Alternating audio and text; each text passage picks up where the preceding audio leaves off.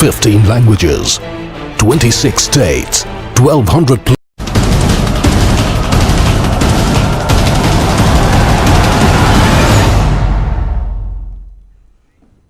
दोपहर के 12 बज गए। मैं कंचन डोगरा नेगी आपका न्यूज 18 पे बहुत बहुत स्वागत करती हूं। मेरे साथ आप इस बुलेटिन में देखने वाले हैं उत्तर प्रदेश उत्तराखंड की कोरोना से जुड़ी हुई 100 खबरें तूफानी अंदाज में।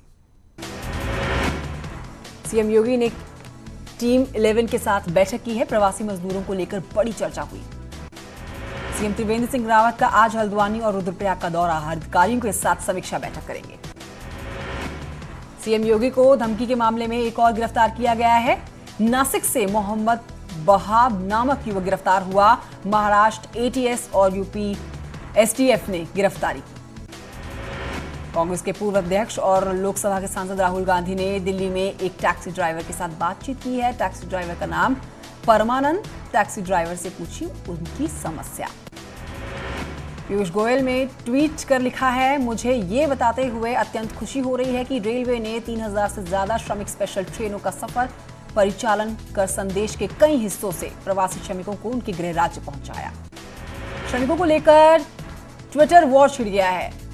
बैक टू बैक ट्वीट से पीयूष गोयल ने साधा महाराष्ट्र सरकार पर निशाना। सीएम योगी ने भी सामना के संपादकीय पर शिवसेना, कांग्रेस और संजय राउत पर उनको आईना दिखाते हुए ट्वीट कर लिखा कि श्रमिकों की मदद का नाटक बंद करे शिवसेना और कांग्रेस।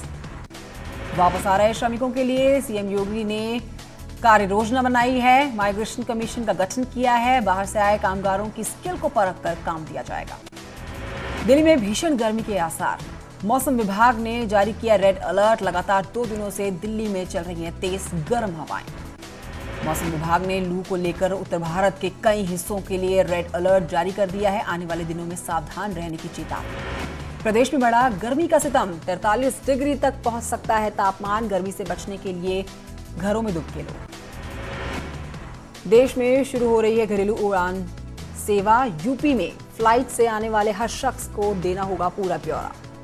गोरखपुर में भी आज से घरेलू उड़ान शुरू हो गई है। कोरोना को लेकर यात्रियों की सघन जांच की जा रही है। लखनऊ एयरपोर्ट पर पहुंचेंगे 27 विमान। यात्रियों का होगा मेडिकल चेकअप। एयरपोर्ट पर सभी तैयारियां पूरी।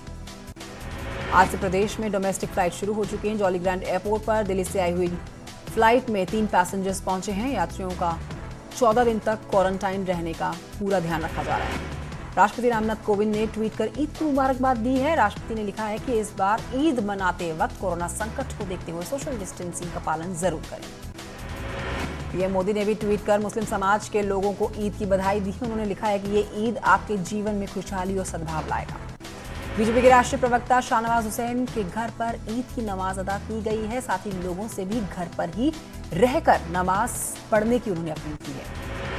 कांग्रेस सांसद राहुल गांधी ने भी ट्वीट कर बधाई दी। कहा कि आप सभी को ईद मुबारक हो। केंद्रीय मंत्री मुख्तार अब्बास नकवी के घर पर ईद की नमाज पढ़ी गई। तस्वीरें सामने आई हैं। साथ ही लोगों को ईद की मुबारकबाद भी उन्होंने दी। बीएसपी सुप्रीमो मायावती ने ट्वीट कर मुस्लिम समाज के लोगों को ईद की बधाई दी है। लिखा कि पवित्र रमजान में 1 महीने की इबादत के बाद अब ईद उल फित्र की सभी मुस्लिम भाई बहनों को मुबारकबाद, शुभकामनाएं। सहारनपुर के देवबंद में ईद की नमाज को लेकर मस्जिदों से ऐलान। घरों में ही रहकर ईद की नमाज अदा करें लोग। रामपुर में ईद की नमाज को लेकर जिला प्रशासन सतर्क। जामा मस्जिद में 5 लोगों ने पढ़ी ईद की नमाज। ईदगाह के सभी गेटों को किया गया बंद। लॉकडाउन के चलते इस बार दिल्ली की जामा मस्जिद में भी सन्नाटा पसरा। इलाके में सुरक्षा के पुख्ता इंतजाम किए गए। बहुत ही सादगी से ईद मनाई जा रही है। ईदगाह में सुबह 10 बजे 5 लोगों ने ईद पढ़ी है। मौलाना खालिद रशीद फरंगी महली ने नमाज अदा की। प्रयागराज में भी सादगी के साथ ईद मनाई गई। लॉकडाउन के चलते लोगों ने मिसाल पेश की। कोरोना महामारी के कारण ईदगाह और मस्जिदों में ईद की नमाज को लेकर रामपुर जिला प्रशासन ने सुरक्षा के पुख्ता इंतजाम किए।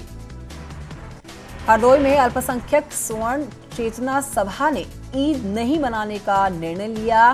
बैरिकेडिंग और बोर्ड लगाकर ऐलान किया। कोरोना महामारी के चलते फैसला लिया। कोरोना वायरस के बढ़ते हुए संक्रमण के चलते शाहजहांपुर में भी फीका पड़ा ईद का त्योहार। घर पर ही नमाज पढ़ते हुए नजर आए लोग। पीलीभीत में भी कोरोना का कहर दिखा है। ईद के मौके पर पसरा है यहाँ पर सन्नाटा। लोग घर पर ही ईद मना रहे हैं।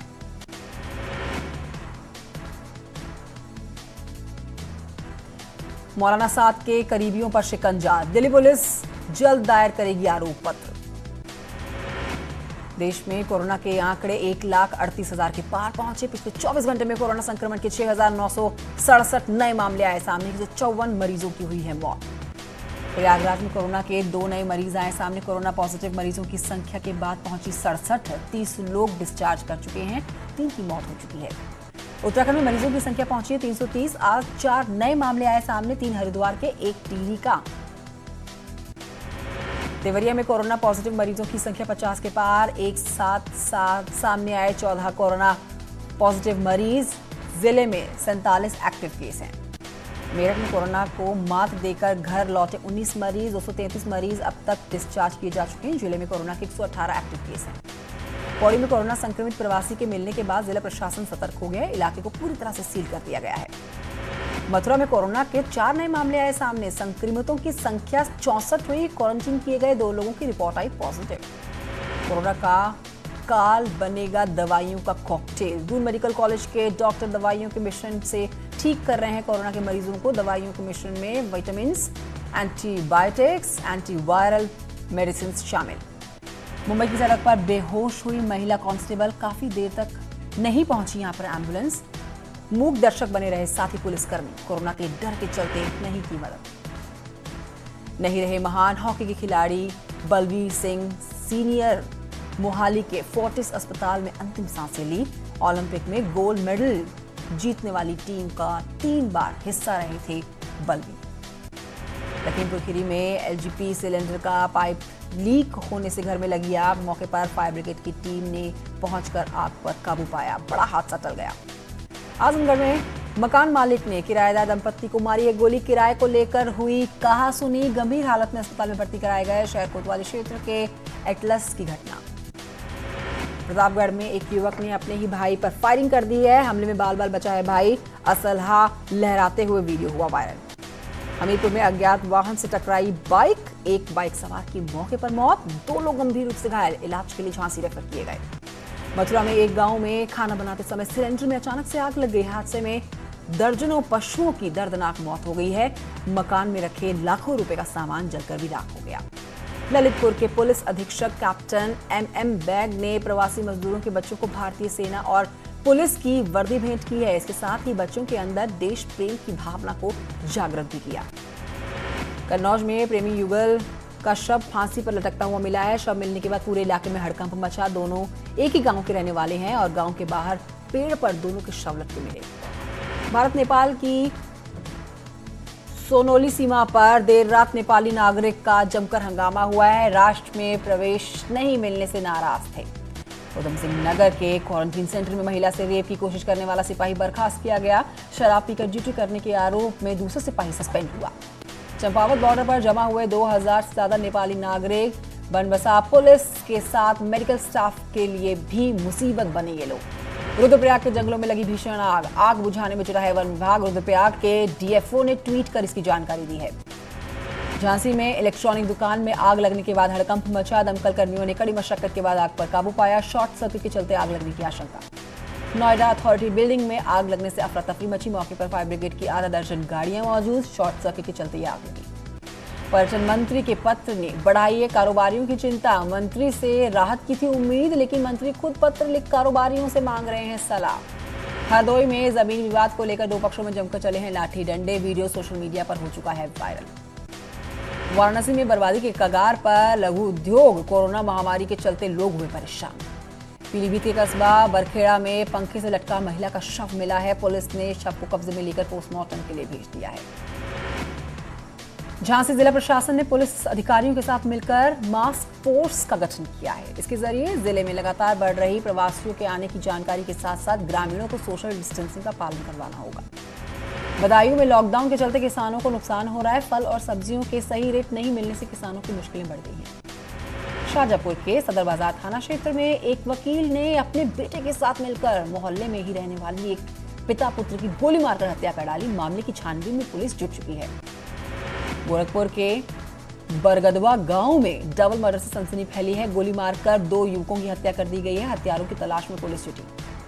हरदोई में शादी से इनकार करने पर दबंगों ने पिता पुत्र को बंधक बनाया, लड़के को सरेआम मुर्गा बनाया। मामले की तह तक जाना चाहती है पुलिस। आगरा में रेप पीड़िता ने बीजेपी विधायक और उसके पति पर लगाया गंभीर आरोप। पीड़ित ने सीएम योगी से न्याय की गुहार लगाई है। मथुरा के वृंदावन थाना कोतवाली के गुरुकुल विद्यालय के छात्रों पर हमला कर मारपीट करने का आरोप लगा। छात्रों के हमले का वीडियो वायरल हुआ। पीड़ितों ने कार्रवाई की मांग की है। अमरोहा में दबंग की मामूली सी बात पर बुजुर्ग को पीटने की तस्वीरें आई सामने। बचाने आई युवती को भी पीटा गया। गजरौला इलाके के फ्रेंड्स कॉलोनी की घटना है। हाथरस में दबंगों ने मारपीट की है। जमीन के विवाद में घर में घुसकर पीटा। मारपीट का वीडियो वायरल हुआ। महाराष्ट्र के पालघर में संतों की हत्या पर अयोध्या में संतों ने कड़ी प्रतिक्रिया दी है। संतों ने महाराष्ट्र के मुख्यमंत्री से अपने पद से इस्तीफा देने की मांग की है।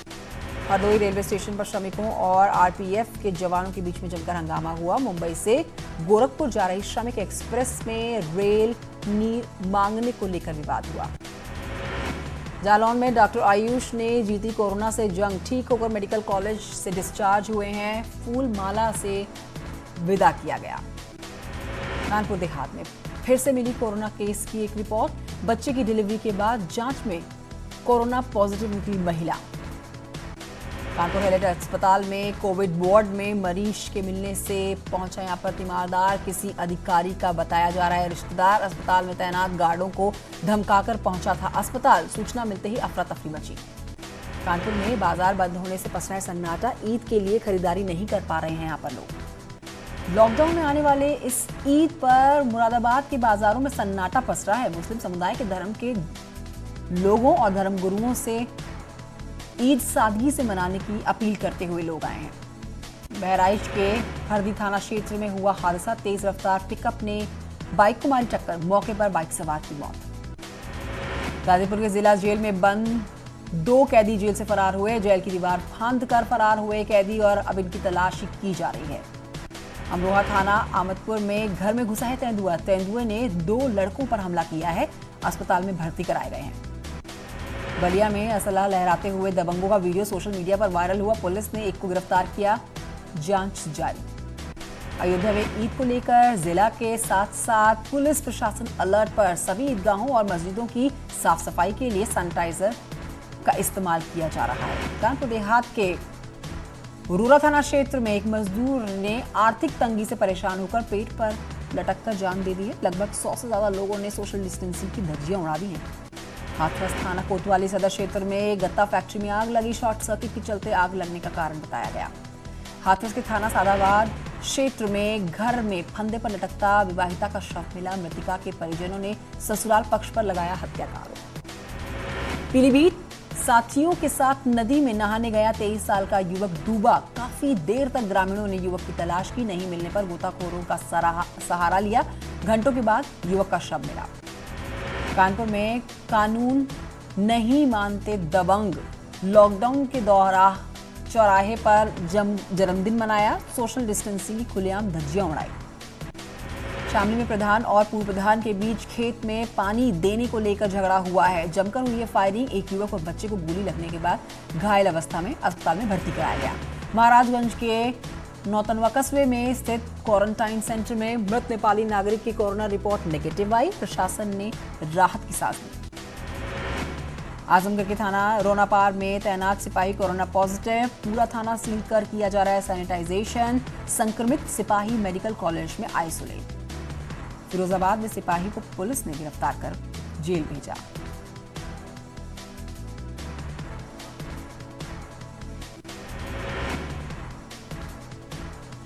फिरोजाबाद में पुलिस ने सिपाही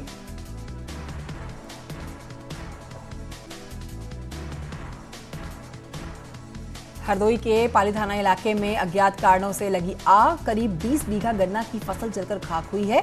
ग्रामीणों ने कड़ी मशक्कत के बाद आग पर काबू पाया है। औरैया में पुलिस ने ऑनलाइन ठगी करने वाले गिरोह का भांडाफोड़ किया। गिरोह के 3 सदस्य गिरफ्तार किए गए। 2 दर्जन मोबाइल, सिम कार्ड्स और लैपटॉप बरामद हुए।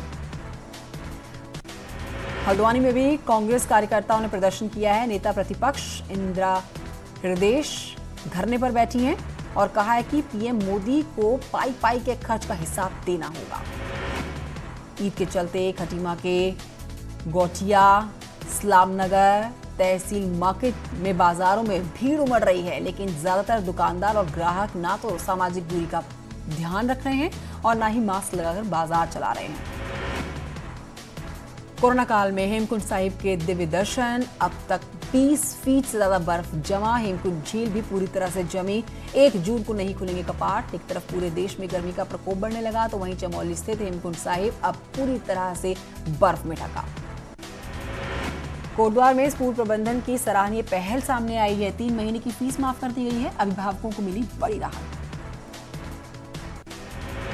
बाराबंकी में हादसे में 3 प्रवासी मजदूरों की मौत हुई है। 4 की हालत गंभीर है। मृतक के परिजनों ने प्रशासन पर लगाया मदद न किए जाने का आरोप। मेरठ में एसएसपी ऑफिस में तैनात सिपाही की सुसाइड का मामला गरमाया। थाना खतौली पुलिस और पत्नी पर गंभीर आरोप। फांसी लगाने से पहले सोशल मीडिया पर वीडियो वायरल किया था। मथुरा में रिक्शा को बचाने के चक्कर में मैक्स पिकअप गाड़ी पलटी। गनीमत रही कि इतने बड़े हादसे के बाद भी किसी को खरोंच तक नहीं आई। तूफानी